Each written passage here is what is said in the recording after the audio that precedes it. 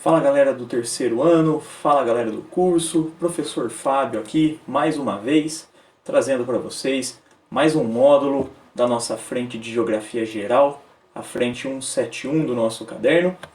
Essa é uma aula que está seguramente entre as mais importantes do nosso curso.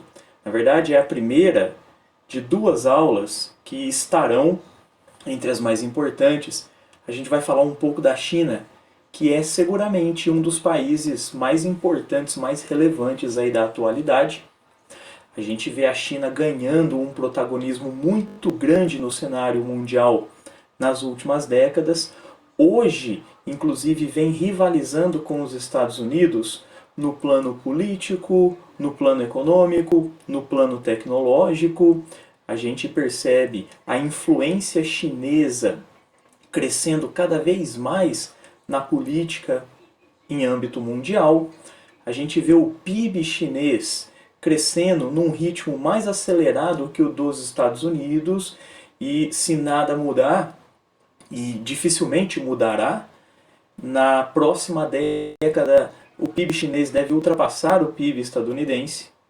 A gente vê que a China, mais recentemente, vem se esforçando em produzir tecnologia própria, tecnologia espacial, tecnologia na comunicação. Haja vista aí a questão do 5G chinês, que está disputando mercados com o 5G dos Estados Unidos. A gente vê a China envolvida numa guerra comercial com os estadunidenses. Então, assim, a gente vê esse cenário em que China e Estados Unidos rivalizam em vários pontos e que muita gente está chamando isso de nova Guerra Fria ou Guerra Fria 2.0.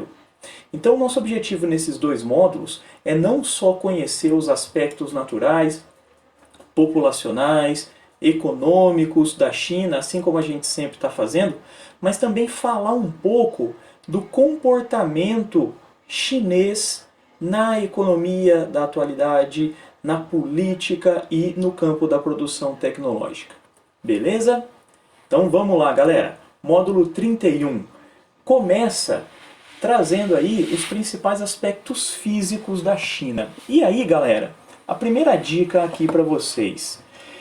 Quando a gente fala da natureza chinesa, a gente pode dividir a China em duas partes.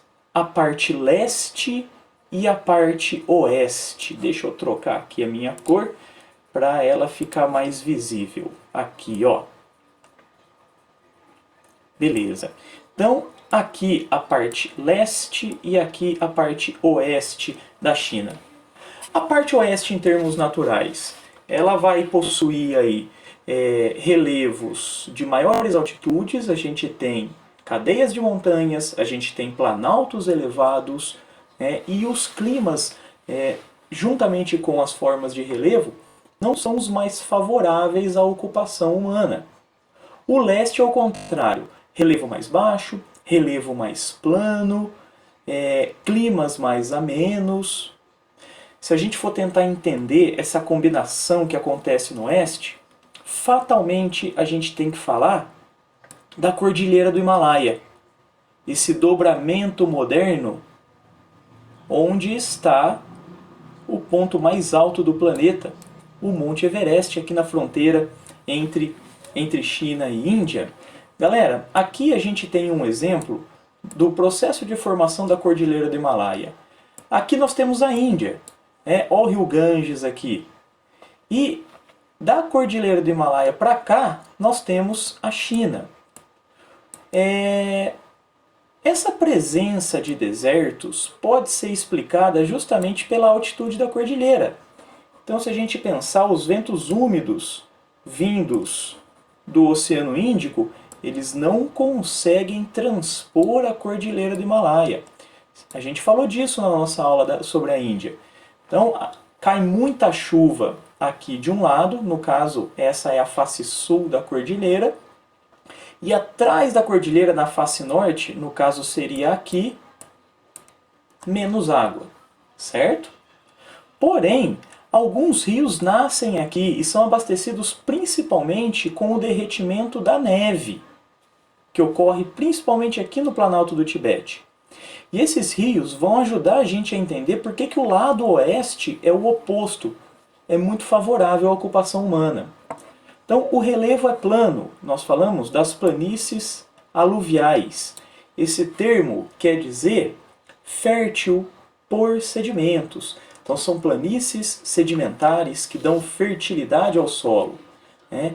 Rios muito longos, caudalosos, é o caso do Rio Amarelo, que é esse aqui, o Huanghe. É o caso do Rio Azul, que é esse aqui, o Yangtze, onde inclusive está localizada a hidrelétrica de Três Gargantas. E aqui a gente vê que a combinação é outra, né? Relevo plano, solo fértil, água, climas mais amenos, tá? A gente consegue até falar, daqui a pouquinho a gente vai ver, de distribuição populacional. Então, para a gente poder entender os aspectos físicos da China, pessoal, a gente sempre divide a China ao meio, lado leste e lado oeste. Um com condições favoráveis à ocupação e outro com condições desfavoráveis. Tudo bem? Aqui eu tenho um outro mapa falando mais dos climas e podem reparar que aquela nossa divisão de leste e oeste ela vai se manter aqui também. Beleza? Bom, igual a gente comentou, a distribuição da população chinesa ela é desigual. A natureza justifica essa distribuição irregular. Mais recentemente, o governo chinês ele tem tomado medidas para tentar povoar o oeste da China. Então, com isso, ele tenta ocupar um território que tem uma densidade demográfica muito baixa. Mais recentemente, o governo chinês tem investido muito em infraestrutura, projetos agrícolas, subsídios, formas de obtenção de água, inclusive nas áreas áridas, para que a população chinesa se interesse em ocupar o oeste e assim dar um relativo equilíbrio populacional. Quando a gente fala também de população chinesa, não podemos nos esquecer que estamos falando da maior população da atualidade. Tudo bem que na próxima década deve ser ultrapassado pela Índia, mas ainda é a maior população do mundo. Tem quase 1 bilhão e 400 milhões de habitantes. E pensando nos problemas que essa superpopulação poderia trazer, o governo chinês no passado adotou uma política que ficou muito famosa e também foi muito eficaz no que se propôs a fazer. Uma política de controle de natalidade que ficou conhecida por política do filho único. As taxas de natalidade de fato foram reduzidas, tá? E isso é um ponto positivo da política. Porém, o que a gente viu ao longo das últimas décadas é que a mortalidade também foi diminuindo. E a expectativa de vida também foi aumentando. Isso é bom, mas traz consequências. É parecido com o que está acontecendo aqui no Brasil, só que em maior escala. A China ela tem um problema previdenciário aí nas próximas décadas. As crianças do passado, que são os adultos de hoje, esses que estão tendo menos filhos, serão os idosos de amanhã. Então, no futuro, a China ela passará por uma questão previdenciária parecida com essa que a gente anuncia aqui no Brasil. Tanto que a política do filho único já foi extinta e o governo chinês ele busca hoje, olha que engraçado, maneiras de estimular a natalidade para tentar equilibrar a pirâmide etária. Então o que a gente está falando é isso aqui, ó. Pirâmide etária de hoje, predominância de adultos, e a pirâmide etária de daqui a mais ou menos 40 anos, predominância de idosos, né? Quem será que vai sustentar toda essa população idosa? Não é verdade? Tá aí um problema que a China precisa resolver. Beleza? Bom, dando sequência aqui ao nosso módulo 31, a gente tem aqui um mapa que é muito interessante. Esse mapa é o mapa da densidade demográfica, ou densidade populacional. Vocês estão percebendo que, de novo, a gente vê aqui a divisão leste-oeste da China? Então, pessoal, é aquilo que eu estava falando. A gente consegue compreender muito bem a China fazendo essa divisão. E sempre relacionando a questão do quadro natural à questão do quadro populacional. Mais para frente a gente vai ver que a indústria e as grandes cidades também obedecem a essa lógica. Ok? Quando a gente fala também da população da China, não podemos nos esquecer que é uma população que não dispõe de um elevado grau de liberdade de expressão. É uma população que vive em um país com um grau de repressão muito grande. É um país que censura, é um país que coíbe manifestações, é um país que controla os fluxos de informação, então a internet tem uma série de filtros. Daí o termo a grande muralha virtual da China, ou The Great Firewall of China. É uma analogia à grande muralha da China, mas aqui como se essa grande muralha não parasse os invasores, os guerreiros invasores, mas sim as informações. Se você pegar e fizer uma pesquisa no Google na China, nem todos os resultados disponíveis aparecerão. Tudo bem? Outra coisa importante da gente conhecer nesse começo de estudo é a questão ambiental na China, que também é um problema a ser resolvido. Essa foto aqui eu acho ela bastante emblemática, porque a gente tem um casal aqui, né, tirando uma selfie.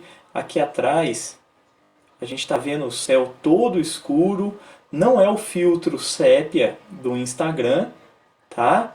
É poluição, tá? E essa poluição, galera, ela tem muito a ver com a forma que a China produz a sua energia.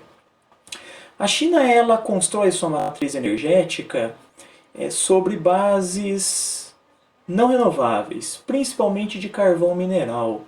Até é compreensível, porque a China sozinha ela tem quase 10% de todas as reservas de carvão do planeta. Acontece que hoje, produzir energia com base em fontes não renováveis não condiz com o conceito de sustentabilidade, que deve dar a tônica das políticas ambientais. O lado bom disso é que a China ela está comprometida, lembra que a gente já falou, com o Acordo de Paris. Então a China ela vem investindo pesado para diversificar a sua matriz energética. Beleza? Aqui, pessoal, eu coloquei alguns problemas ambientais que a China enfrenta. Vale a pena vocês ficarem ligados, mas o principal destes problemas é esse aqui. É a questão da poluição atmosférica. A China é o país que mais lança CO2 na atmosfera na atualidade. Tudo bem? E para a gente encerrar aqui esse módulo, a primeira parte do estudo da China, uma outra questão que tem ganho muito relevância, que são as questões separatistas. Nem todo mundo sabe, mas a China tem 3 regiões separatistas. A gente ouve muito falar desta aqui, ó, que é o Tibete, uma região que foi anexada pela China no início da década de 1950 e que reivindica a sua separação desde então. É no Tibete que tem o Dalai Lama, a figura do Dalai Lama, é o líder espiritual, também um orientador político dessa região. O Dalai Lama que hoje vive na Índia, né? Ele foi exilado do Tibete. O Tibete é uma região tradicionalmente de população budista, mas que muitos chineses da etnia predominante, né, da etnia Han, têm mudado para o Tibete. Muitos chineses também têm mudado para a província de Xinjiang, ou Xinjiang. Aqui nós não temos tibetanos, aqui nós não temos budistas, aqui nós temos os muçulmanos da etnia uigur. Também querem se separar da Índia por entenderem que seria lícito, se assim fosse, por conta da questão étnica. Então eu tenho uma população que não se identifica com a maioria chinesa. E por fim, a província da Mongólia Interior, de população mongol, semelhante à Mongólia, que quer se separar da China e se anexar à Mongólia, que fica logo aqui ao norte. Ô galera, lembra da parte da aula que eu falei que a China tem investido pesado aqui nessa região oeste? Então, no primeiro momento isso pode parecer bom. Só que no fundo, existe um viés político nesse investimento. A China tenta coibir esses movimentos separatistas povoando essa região. Então a China ela tenta convencer os chineses da etnia Han, escreve assim, ó, H-A-N. A China tenta convencer os chineses da etnia Han a migrarem para o Tibete, para Xinjiang e para a Mongólia Interior. Por quê? Porque assim você consegue diluir o quadro étnico. Só para vocês terem uma ideia dessa diluição, aqui em Lhasa, que é a capital da província do Tibete, aproximadamente 25% dos habitantes são tibetanos, tá? São budistas. Os outros 75% são a maioria étnica chinesa. Então vocês estão percebendo que por trás desse investimento e por trás desse povoamento, existe a intenção do governo chinês de tentar de alguma forma desarticular esses movimentos separatistas. Para dizer o seguinte, ó, vocês não são maioria aqui, por que vocês querem se separar? Né?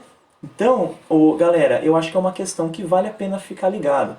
Estou gravando esse vídeo aqui no dia 4 de agosto de 2020.